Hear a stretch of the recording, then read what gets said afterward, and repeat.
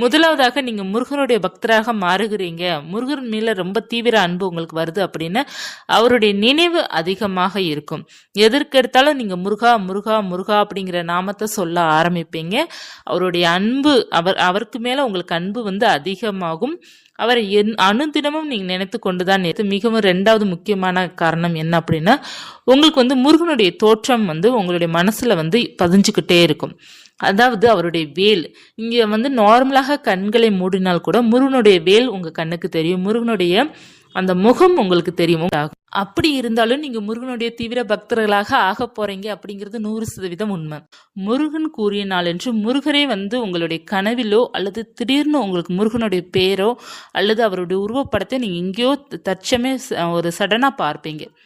அப்படி பார்க்கல உங்களுக்கு தெரியும் இன்னைக்கு முருகன் கூறிய நாள் அப்படிங்கிறது உங்களுக்கு தெரிய வரும்.